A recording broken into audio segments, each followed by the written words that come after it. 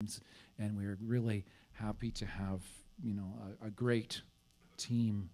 Well, I call us Team Canada because we were. Okay, Brianna, go to the next one. All right. So one of the things that we wanted to do, obviously, was be with children, and this was one of the segments of the children that we were involved with. The toddlers and the babies. You see toddlers there. And so in the mornings, the sun would come out, and Val and Nadine would work with the babies and the toddlers, and then when it got warm, they could come outside in the sun, and actually we would seek the shade because it was quite warm in the sun, and just a really informal time to meet these children, the younger ones, the ones that hardly even talking at all, but some of them could walk, and they all were fascinated with my guitar. And so when you go to the next picture, Brianna, you'll see all of those toddlers. They just loved the guitar, and they loved to sit with me, sit on my guitar case, and so they all loved it. But especially this Diana. Anyway, she's in my heart still. Wow. Anyway, so she would stay with me all the time, and the other kids would, they would enjoy it, but Diana would just stay with me all the time, and so that was, surprise, surprise, I found a little girl in Africa that liked me. Is there another one of this, Brianna? Just go ahead. Okay, all right. So anyway, Val will talk more about babies and children. So the kids and being with the children, definitely a highlight. This was the first Sunday we were there, and I went up to the roof. I made a cup of Kenyan coffee. It was really good, and I was preparing my sermon because in the first chapel that we were around for a Sunday, and they have church. They have chapel every day, but in Sunday, I guess we call it church. The pastor, one of the people in charge, his name was Gerald, and he was the pastor, and we had a meeting with him before Sunday and confirmed, several things. And one of the things that was going to happen was that I was going to preach the sermon, have the sermon time. So I was pretty much ready. This is actually the same book you see there, and I was, I wrote down some thoughts and things, and we went to church, and we had the kids all sing and they clap, and it's just very different worship, but really good worship to be there and to hear all the kids sing. So it's time for the sermon, and Gerald was already on the stage, and Gerald is giving the sermon. What's going on here? So I thought, well, maybe I'm going to give the sermon after him, but he had a long sermon, so it was Africa, right? So anyway, then I didn't get to preach my sermon, and so I just wondered why, So I will be honest with you that not everything at Hope Community Center was what we thought. We loved the kids. We played with the kids. The kids were just as, we could have imagined, cute African children. How cool is that? I guess what we were disappointed in were some of those dealings with the leadership at Hope, when you would be told one thing, like, here, Darren, you're going to preach the sermon, and you go to church with your book, and, the pastor goes up and gives the sermon and never explains why I didn't get the sermon. And so that's just one example of that, call that difficulty. Other times we would wonder a little bit, like, how did we stand in the eyes of the leadership? And it did become obvious as we stayed there a little bit longer, but members of the leadership would say that we were not a blessing, that it was a mistake that we were there. And so at that point, when we heard some of those things, that's one of the times when I, got on my phone and I was texting to Kelly, Kelly, we're hurt, and many, I know at that kind of lower point. Many of you did pray, and I thank you for that. Okay, in 10 minutes, I'm not going to talk about all of Africa, everything that happened, but I just wanted to show you that, there were cute kids and there were awesome songs, but, there was definitely an element of hurt and that we had to really process and work through. When you hear those words, me saying, that it was a mistake, or whatever to be there. When we sing that next song again, the greater song, just watch for those words, and you'll realize why that song was very meaningful to our team. So just take note of that when we sing greater again. I was encouraged by the words of Jesus, and as a Jesus follower, I was wanting to read what Jesus said. And in Mark 10, I was encouraged by this verse, and I wrote it in my book here. Let the children come to me. Don't stop them. For the kingdom of God belongs to such as these. I assure you, anyone who doesn't have their kind of faith will never get into the kingdom of God. We were very blessed by the children. By their worship, by their response to us, and we loved the children loved us, and yes, we did wish that things with the leadership could have been better, for sure. All right, so I called that the non-sermon and the non-blessing. Go to the next one. And so we had a chance to sing some songs in their chapel. I think there's a couple of pictures of that. There were certain days when we could take pictures. I won't go into the whole picture politics. That would take another whole sermon. So, but there were certain times when we could take some pictures of the kids. And I think, go to the next one. Brianna is probably another one of the chapel. This was a special chapel that we had near the end where we could take pictures. And I think Curtis had my camera at this point. So you can see that's the chapel area, the youth, the older kids, call them youth students, in their uniforms, which they wear all the time. And so, John, just remember, I'm going to play a little recording here on the iPad, number 11, I think it is. And so we led a lot of songs that we sing right here. Some of the songs that we sing downstairs, we're singing with the younger children. So, Brianna, can you go to the next one? Yeah, so there's our Team Canada leading VBS songs, we call them. Songs from, Kingdom of the Sun, songs that we did the actions to. And so Brianna, during this next part, I'm just going to play a little clip of some audio that I managed to record of the kids singing, and you can just, slowly scroll through this next minute or so.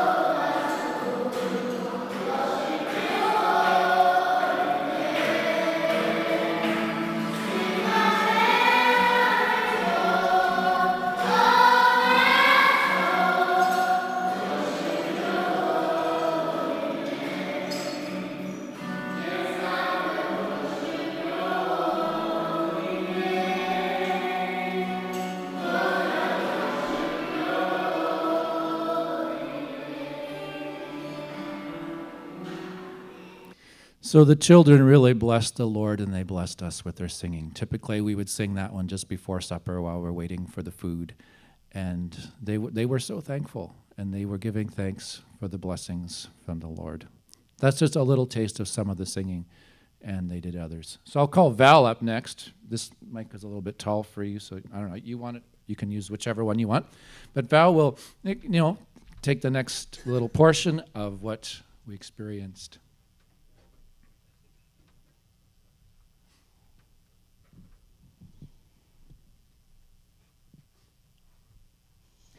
I have to be honest, hearing those kids sing kind of did me in. That was not a good idea.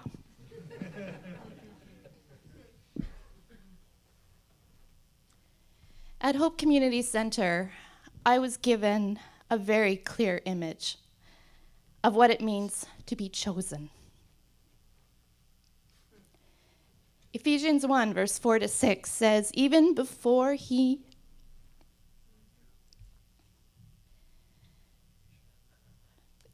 made the world, God loved us. He chose us in Christ to be holy and without fault in his eyes. God decided in advance to adopt us into his own family by bringing us to himself through Christ Jesus. At Hope, every single child there has been chosen for a better life. They have been rescued from the streets, from a life of crime, or from death and abandonment. The stories are horrific and beautiful. One of the babies was found being dragged by a dog around in a bag. But God chose this child. God chose this child to be rescued, given a name, Isabella, and to be given life and a family. All of those children that Darren showed in that picture that were singing with us, every single one of those children was rescued as a baby. They all have a story. It's in a file. And someday when they grow up, they will get their file and they will know their story. But that's just the beginning of their story. The main part of their story happens at Hope Community Center, where they are given an incredible, incredible opportunity to succeed, to learn to know and love God. The pictures that Darren showed of the older children, the ones in the uniform, all of those children were brought there as children. So they were either brought there from the street or they have other type of child and family services stories where they were brought there older. So this idea of being chosen was right before my eyes, and every single one of them had a name. And what I did not understand initially about this verse is my own story. The story that could have been if God had not chosen me and adopted me into his family. I too have been rescued. And, when I read this in the past, when I've read this verse, I've, thought about my family, right? I grew up in a family that was rock solid. We were not perfect, but we were a rock solid family. And so when I read this, it's like, well, I've been adopted into a new family, but my old family was pretty good. That's not it. That's not the point of this at all. We all have been rescued, or we to this day still need to be rescued. Even before God made the world, God loved us and he chose us. At Hope, we sang this song. Before the beginning, before there was time, before there was earth and before there was sky, before he made the mountains and before he made the sea, God loved you and me. I know that this is a message that the children needed to hear, and almost more than any song that we taught them, we knew that these children got it when they started looking for our eyes. We were singing this song. They wanted to be pointed at. God loved you. They wanted to know. They wanted to see that I connection. And they wanted to tell us the same thing. It was beautiful. It was so beautiful to see. This was a message that gave them so much joy. In my blog, I made reference to a tall, lanky girl named Terry. And I talked about this. Terry is the girl on the very, very right-hand side. Go back, please. She's the one in the blue, and you can see her eyes are zeroed in on mine. She's pointing right at me. God loves you and me.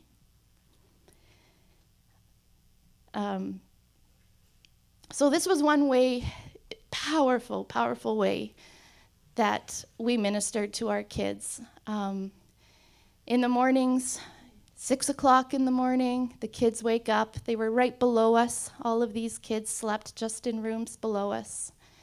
And we would slowly hear, when you wake up in the morning and you sit up in bed, and they would be singing at the top of their lungs, and there's no way we could sleep, but what a beautiful, beautiful thing. In particular, the one day after we had heard via someone else how we were not a blessing and we were a mistake, I had prayed that morning. God, we need angels to encourage us. And that morning, once again, the kids were singing, "It is good," except they say, "It is good." And those were my angels. It's without a doubt to us that we were a blessing to the children, and it's without a doubt that they were a blessing to us. I really think that this orphanage it's one miracle after another. It is one miracle after another. There have been over 600 children that have gone through this orphanage or are currently in it. And while we were there, we had the incredible privilege of experiencing the rescue of a brand new baby that had been born that day and left. I don't know the exact details, but this baby was found and brought to Child and Family Services, who then delivered the baby to Hope. And what a flurry of activity that was to receive this brand new baby. Our teammate Nadine had the privilege and honor of naming this baby. So the baby's name was Dean Robert. So once again, a child snatched from death and rescued. And this child will grow up to learn to love Jesus and know about him. The message is taught to these kids every single day, whether they are 3 or whether they are 18. It's beautiful. I'm not sure if it's really a cultural thing or whether our whiteness kind of gave us a different impression. But one of the things that we noticed was that there seemed to be very little encouragement or joy or smiles amongst even the adults, well, mostly the adults, actually. The kids had tons of joy amongst themselves. But this was one of the things that I personally desire to do my best to bring to these people, is encouragement. Interesting concept. We were driving in Nairobi, and I don't know if Darren mentioned, driving in Kenya is really a challenge, as it often is in third world countries. You may have 2 lanes, but that doesn't mean that you will always see 2 lanes. There's often 3, with a bike coming in between somewhere else and cows on the side and people trying to come and sell you stuff. And it's just really crazy, and it takes huge, huge skill to be able to drive in these countries. And we were driving actually by, well, there's usually a driver who's hired to do the job. And I just commented to this driver how thankful I was that he was driving, that he was willing to do this. And Lucy was sitting beside me, and she kind of laughs, and she says, "He's getting paid, And I just thought, yeah, but what's wrong with this expressing appreciation for for a job that's well done. And that kind of concept, that mentality wasn't prevalent there, that idea of just recognizing a job well done. So that's one of the things that we tried really, really hard to do. Myself and Nadine, especially with the nannies that we worked with, there were 2 women. One was married and one was not. These women worked with these babies. There was 5 babies initially, and with that extra one, there was 6 babies and 7 toddlers, 2 of whom could not walk. And these 2 women took care of all of these children 24/7. The only break they got was when the kids went to sleep. And I don't know, it's amazing how they did it. All 12 of them or 13 of them went to sleep at the same time. And so it's hard. The staff there work incredibly hard. And initially, these women were very standoffish with us, change the baby, watch the baby. It was like very, very curt. But the last 2 weeks that we had with them were entirely different. I don't know exactly what it was that made the change, but there definitely was a change. Then it was no longer us and them. They said, I got to work with one of the nannies, and Nadine got to work with one of the nannies, and it just felt much, much more like a team. And we were able to talk with them just very briefly. Their English is broken, but we could still communicate. And so 2 days before we left, I was talking with them about, when are you getting another nanny? Like, the 4 of us worked hard. We were busy. I don't know how on earth they could ever do it with 2. And one of the nannies just stopped for a minute, and she looked at me and she says, "Are you leaving?" And I said, "Yeah, I'm leaving in 2 days." And she said, "So are you coming back this year?" And I said, and in my head I'm going, well, there's no way Lucy's going to let me come back. But, I said, "Well, would you give me a job if I did?" And she said, "Oh, yeah, you could work with me." So that was just really encouraging. That was affirming to know that they recognized the help that we were able to give with them, and that we were able to work things out so that we did have a teamwork environment. Another task that God had in place for me that I had no idea about actually involved Nadine. Nadine is a 26-year-old girl who, at a very impressionable age, grade 10, I believe it was, 16 or 17, lost her mom to cancer. And this threw her life in an absolute tailspin for the next 7 years. She struggled and struggled and struggled, and it has just been in the last 2 that she has found the ability to receive God's grace and help in her life and to find joy again. Her experience at Hope caused her to intensely miss her mother.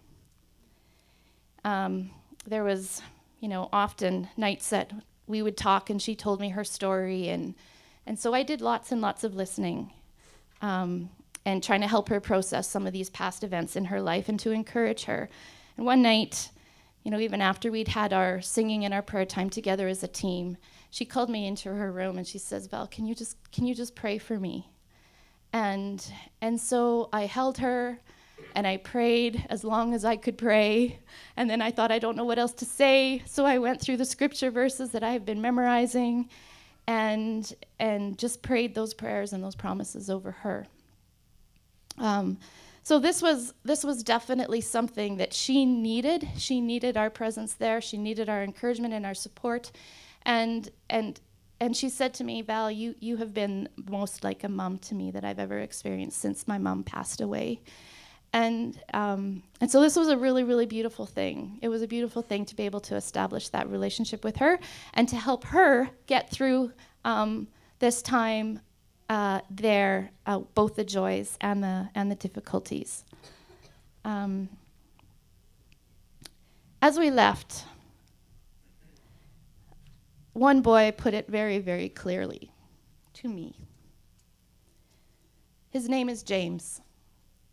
And he came and hugged me like 3 times. This was obviously very difficult for him to say goodbye.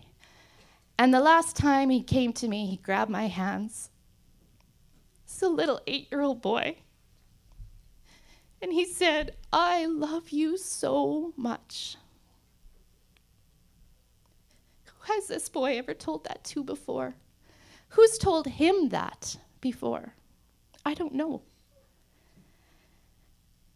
My prayer is that he would understand, my prayer is that for all of those kids, that we were just being the hands and feet of Jesus. The love that James felt from me was Jesus' love. And even though I could not stay, Jesus will never leave him.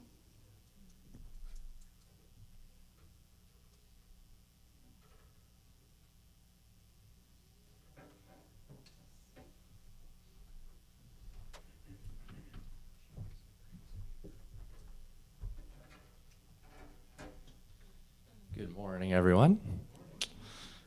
It's good to be back in Canada. Came back a little earlier than was initially projected. I was planning on being in Kenya until December the 8th, I think it was. So the reason why I'm back early is because I was asked to change my flight because of different regulations that were being made because the students were having their national exams in November. And in Kenya, these exams are a big, big deal. And so with these national exams, the grade 12s and the grade 8s would do these national exams. And Kenya has problems with corruption. And so they are now getting regulations that are stricter and more strict and more strict. And so they actually have like two armed guards come out to supervise the exam, and someone from some high up education person to oversee the exam. And so it's a big deal, and with the security of the exam. And so one of the regulations apparently that was made was that they didn't want any volunteers to be around while the exam was being done. So they asked me to change my flight, and so that's why I am home. So it was very interesting to travel by myself for the first time. I was a leader with the SOAR Montreal program, and that was awesome to be part of that team, and we just had quite an amazing experience. And it was very hard to say goodbye to everyone after that experience, but I took off on the plane by myself and figure that all out. Last year when I went to Kenya, I was with a team of 5, and I was basically just following everyone else around when we were doing our travel, so I didn't really think about what I was doing. I was just kind of following people around, but this time I definitely had to figure that out, and that was good. So for the first month and a half or so of my time in Kenya, I was able to do classes with the age 3 to 9 year olds, and that was really, really fun. We did Bible classes and music class, drawing class, and sports class, and the kids absolutely loved that. And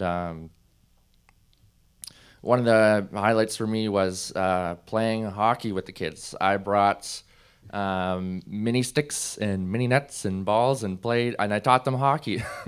And that was one of my dreams from last year coming home, and I thought, oh man, I want to teach these guys hockey. A couple of kids last year I tried to show them hockey with like some just sticks that were lying around and rocks, and it didn't quite do it. So I thought, you know what, I need to bring some stuff next time. So that was awesome. Another really awesome thing was drawing class. I think that was the kids' favorite part. So basically, I would just hold up my piece of paper and, you know, step by step do the drawings. We would draw all sorts of things, cartoon people and animals, and they love to draw houses and planes and helicopters, stuff like that. And so we would step by step draw the pictures, and then when we were done the picture, then I would go around the class and look at all their pictures and tell them how wonderful they did. And a lot of them were very, very good at drawing. Some of them were like 3 years old, so you could kind of tell, you know, what it was. But yeah. Another really cool thing was teaching them songs. I taught them some classic camp songs that I learned at Simon House Bible Camp, and they absolutely loved those songs. And every time, whenever we had like some free time, they would just ask, "Are we gonna sing songs? Sing songs?" And they would just start singing the songs that I taught them and stuff like that, and they absolutely loved it. One interesting opportunity for me early on in my trip was to minister to a girl from California who was there for the first 3 weeks that I was there. We kind of arrived at the same time. She arrived just like a day before me, and yeah, she was from California. And she had a really rough go at things while she was at Hope Community Center. She was dealing with mental health issues, and she never really, right from the get-go, she never really got out of her room. She never got involved in anything. She was just in a really rough place. And so we were staying on the same floor of one of the dorms. We were on the 3rd floor, and so yeah, I had the opportunity to try and minister to her. That was one of my goals for those first 3 weeks, and that was very challenging for me, as I'm not the most natural initiator.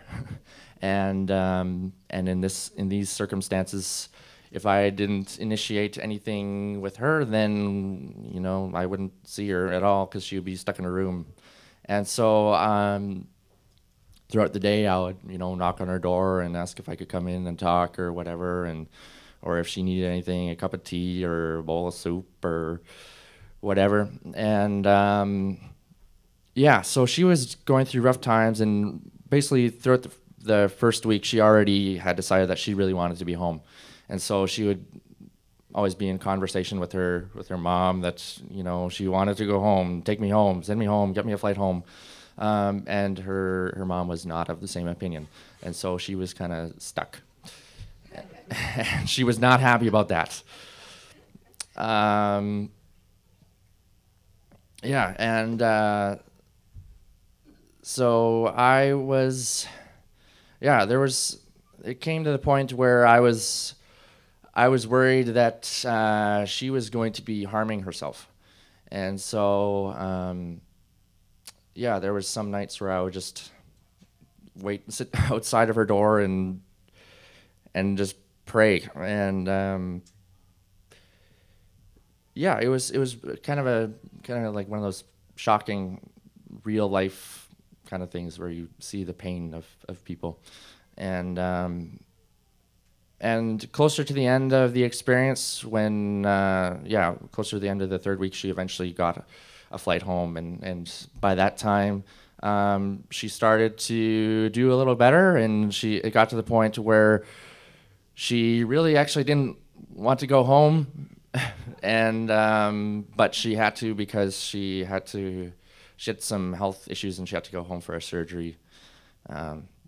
So yeah, she went home, and after she left, I found a note waiting for me and she told me how much she appreciated me. So that was that was a cool opportunity for me that God put in place. One of the challenges that I faced was just feeling kind of underutilized. After the first month and a half, the term for the students, the term ended, and the new term began for their final term. And their final term is very important for their exams and stuff, and they make it's a really big deal for them. And so that was kind of the excuse that Pastor Gerald gave to take the classes that I had away from me. So he basically told me that, I could do some devotions with them and I could play with them after school, and that was it. And so I still had good moments with them in those opportunities, but I wasn't really empowered to do stuff with the kids. I wasn't really encouraged to do much, and so that was a bit of a challenge. I think there was some differing opinions in the leadership about the involvement of volunteers, and so that was interesting to be in the middle of. And another challenge was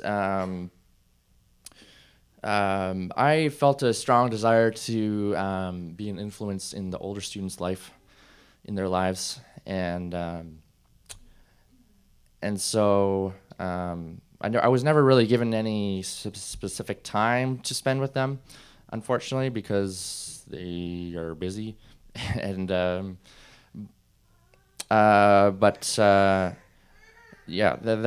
would be times where they had some free time. They would just be in the yard, playing or sitting around, hanging out, and so sometimes I would spend some time with them, and I played soccer with the boys sometimes, and just hanging out with them, and I think there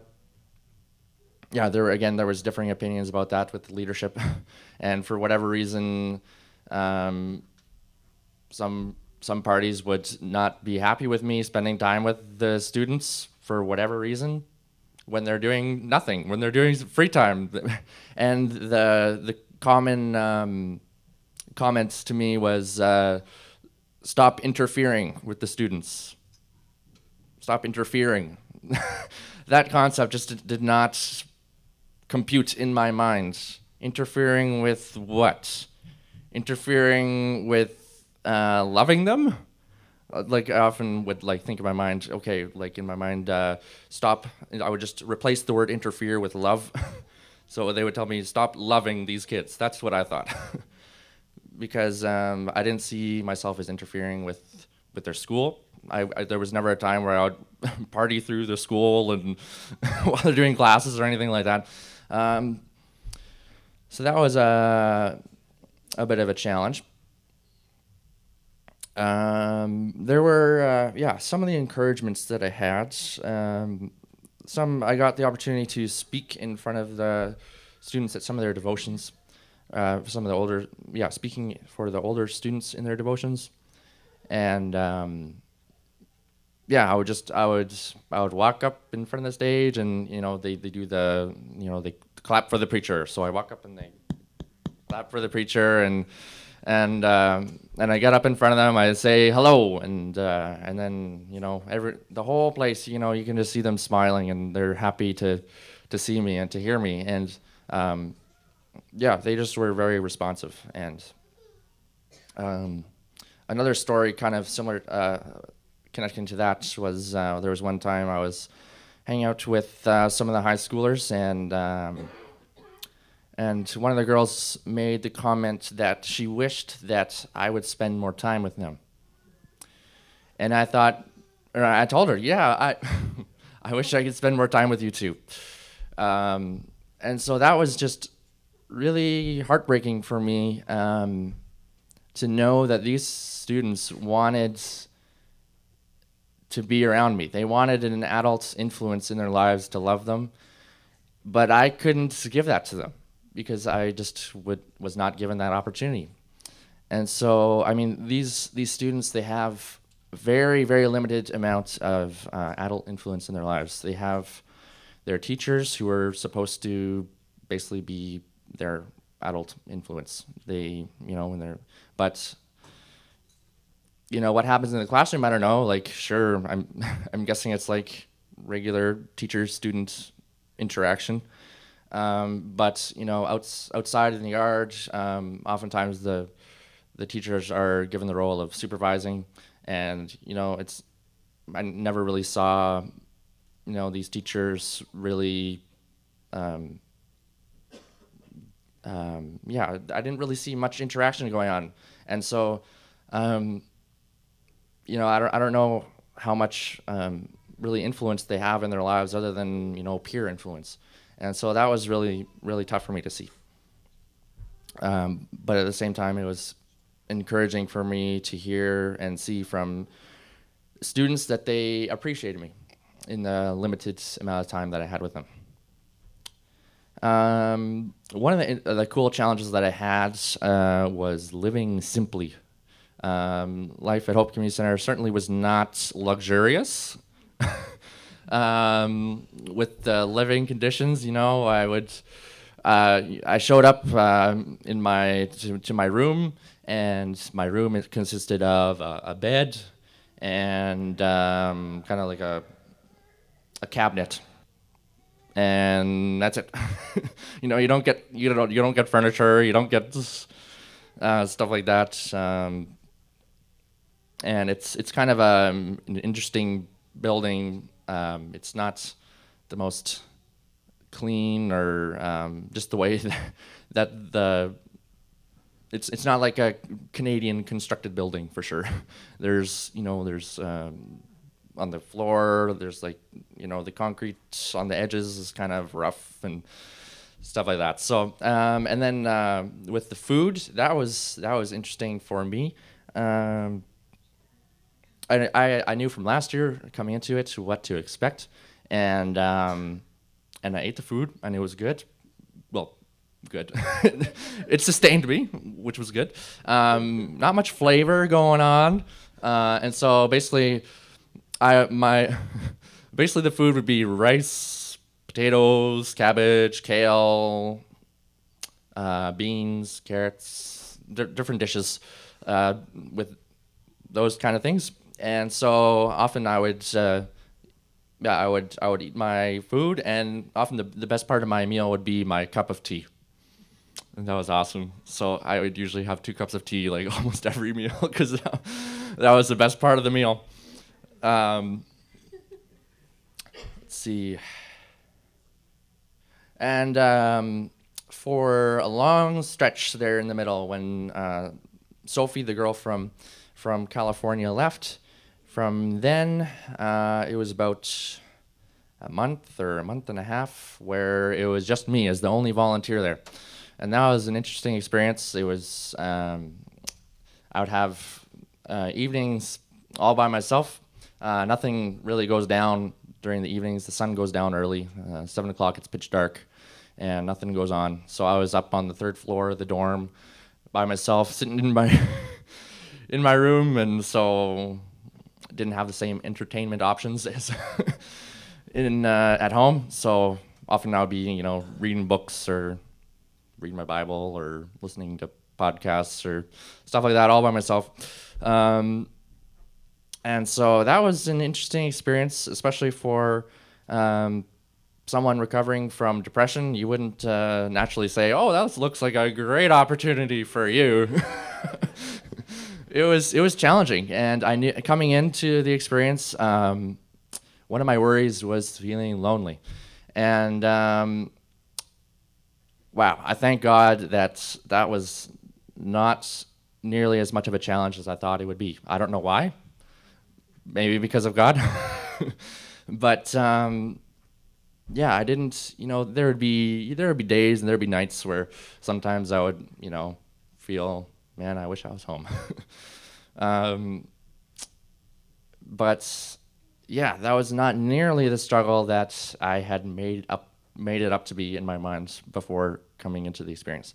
So yeah, it was a very unique experience to kind of be on living simply and living by myself, and it was not always comfortable. And so just living under these circumstances and finding joy in them and finding the good things and growing personally.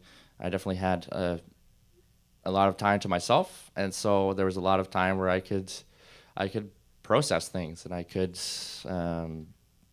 talk with God about things. So there's a lot of personal growth that I had. One last story that I have. I got a scar on my head, just over my eyebrow. If you come take a look closer, you'll see it. So yeah, it was a weird story. One morning, early in the morning, 5 o'clock in the morning, I woke up in a daze in the middle of my hallway. And I was completely confused. And so I opened my eyes, I'm like, where the heck am I? I look at the ground, there's a pool of blood. I feel my head, oh, it kind of hurts. Oh, there's blood on my hand. So I try and get through the hallway without falling down. And I got blood all over the walls, because touching the walls and stuff, and there was blood on the floor and blood on the walls. Trying to get to the bathroom, and so yeah, it was kind of weird. How I don't know how I got on the floor. I don't know exactly how I bumped my head, but what I'm guessing is that I was sleepwalking, and I think I had to go to the washroom, so I probably got up in my sleep to go to the washroom, and somehow I fell down and knocked my head. And so that's how I got this scar. I didn't get stitches or glue it up or anything, which I probably would have done if I was in Canada. But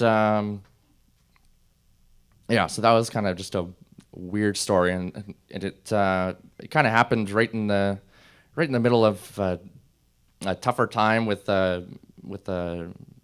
relationship issues, and so it was kind of a weird timing thing.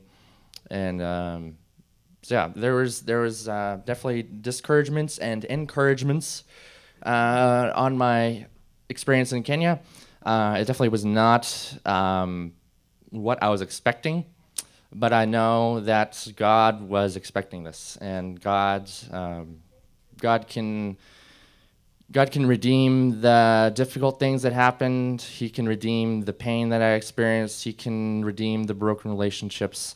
And I know that good things are coming out of this, and I certainly feel stronger because of the experience that I have had. And yeah, I'm really, really happy to be home. And yeah, while I was away, I definitely realized how much I appreciate you all, my church family. You know, I can't imagine what it would be like to have those kids who, you know, they have each other, and they go to church, but they don't have a church family with, you know, little people up to, you know, older people, and having wise people to speak into your life and to encourage you and pray for you and to give money to you to go to Kenya and stuff like that. So thank you all for supporting me. I appreciate you all, and I look forward to being home for a long time. We'll see.